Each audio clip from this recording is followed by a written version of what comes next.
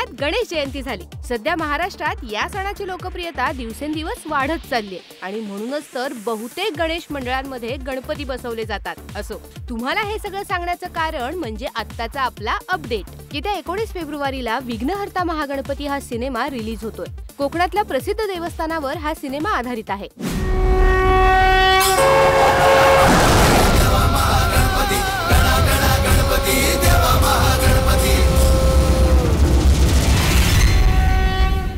नुकताच या सिनेमाचा एक स्पेशल शो ठेवण्यात आला होता। यावेळी या सिनेमाविषयी त्यांच्या टीमने आमच्या सोबत गप्पा मारल्या। इसवी सन 1756 हे दख्खनच्या इतिहासातलं एक संस्मरणीय वर्ष। एक इतिहास मर्दुमकी गाजवलेल्या रणमर्द तांडेला 327 वर्षापूर्वीचा हा गणपती आणि त्याच्यावर ही गोष्ट। पण मी राजेश चव्हाण आमचे डायरेक्टर यांचं मनापासून कौतुक करेन की हा सिनेमा कदाचित टिपिकल होऊ शकला असता गणपतीवर आहे म्हणून, पण त्यांनी तो मोह टाळला आणि एक वेगळ्या पद्धतीची कथा सादर केली आणि मला असं वाटतं की तो कोकणातल्या प्रत्येक माणसाने पाहायला हवा हा सिनेमा। विघ्नहर्ता महागणपती नाव ऐकून तुम्हाला कदाचित असं वाटेल की खूप धार्मिक आणि अंधविश्वासावर आधारित वगैरे अशी फिल्म आहे, पण असं अजिबात नाही आहे। इनफॅक्ट असं म्हणता येईल की सायन्स आणि रिलिजन या दोन्ही गोष्टींचा समतोल राखून केलेली ही फिल्म आहे। विज्ञान अशा गोष्टींवर विश्वास ठेवत नाही।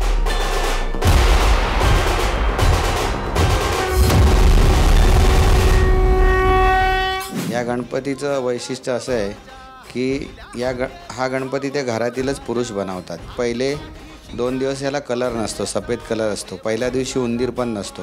जगामध्ये गणपतीच्या बाजूला पिंडदान होणारा जगातला हा पहिलाच गणपती।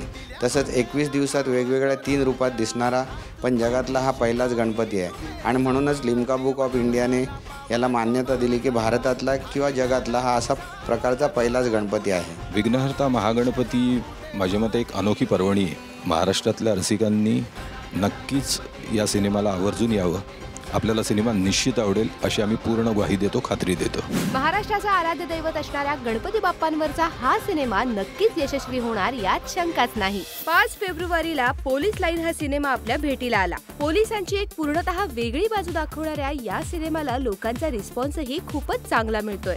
सिनेमाचा हाच सक्सेस सेलिब्रेट करण्यासाठी या टीमने पोलिसांसोबतच स्पेशल शो अरेंज केला होता।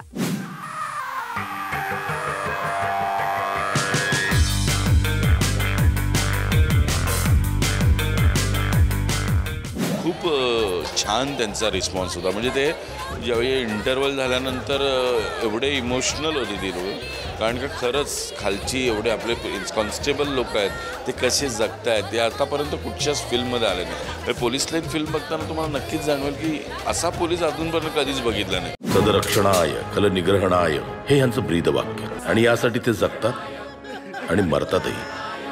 24 तास तुमचं आमचं रक्षण करणाऱ्या ह्या पोलिसांना खरंच तुम्ही जवळून पाहिलंय? अशा परिस्थितीत आपली सुरक्षा करणारा माणूस अशा परिस्थितीत राहतोय, त्याचं खूप दुःख वाटलं। आणि आम्हाला तिथे गेल्यानंतर कळलं की लोन मिळत नाही पोलिसांना। काय घर घ्यायचं आहे किंवा काय घ्यायचं त्याला लोन बँक देत नाही आणि ऑफकोर्स त्यांना घरं मिळावी हे आपल्या माननीय मुख्यमंत्र्यांनी जाहीर केलेलं आहे, सगळ्या गोष्टी केलेल्या आहेत। त्यामुळे मला असं वाटतं की शासन याच्या मागे आणि ही फिल्म करण्याच्या मागे जो आहे की पोलिसांकडे बघण्याचा दृष्टिकोन बदलला पाहिजे आणि तो बदलेल असं वाटतंय। एका या कॉन्स्टेबलच्या पगारामध्ये 2 माणसांचं पोट भरणं मुश्किल आहे। मी 4 माणसांचा संसार चालवतोय। आजपर्यंत एकदा तरी तुमची पेन्शन वेळेवर आली आहे का? माझा पगार वेळेवर आलाय? कार्निवल जे चेन आहे थिएटरची त्यांनी हे सगळं अरेंज केलं आणि त्यांनी सगळ्या पोलीस डिपार्टमेंटला बोलवलं आणि मोस्ट ऑफ दी मोठे सगळे ऑफिसर्स आले आहेत आणि त्यांना हा चित्रपट आपला वाटतो आणि कार्निवलला त्यांनी ज्या रिॲक्शन दिल्या आहेत आणि आम्हालाही दिल्या आहेत ते इतके ते भाऊक कोण बोलत होते तर मला वाटलं बेसिकली कॉन्स्टेबलचा प्रॉब्लेम आहे, पण त्या प्रॉब्लेमला पण ते इतके ते भाऊकपणे बोलत होते। मला हे कुठेतरी चेंज व्हायला पाहिजे, तुम्ही दाखवलं आहे ते आणि हा प्रयत्न मला हा कमालीचा प्रयत्न आहे। पहिल्यांदा बघितलं मी पोलिसांना थिएटरमध्ये बसून आरामात पिक्चर बघताना, त्याच्यामुळे त्यांच्या चेहऱ्यावर एक समाधान होतं, आनंद होता. त्याच्यामुळे ते बघून आम्हाला समाधान वाटत होतं. या सिनेमाच्या प्रदर्शनानंतर पोलिसांना हक्काचं घर देण्याचा निर्णय महाराष्ट्र सरकारने घेतलाय हे या सिनेमाचं यश आहे असं म्हणायला हरकत नाही. समाजात चांगले बदल घडवणारे असे अनेक सिनेमे मराठीत यावेत याच फिल्मी गप्पांच्या या टीमला शुभेच्छा. घेऊया एक छोटीशी विश्रांती. विश्रांतीनंतर भेटूयात रिअल लाईफ पोस्टर गर्लला.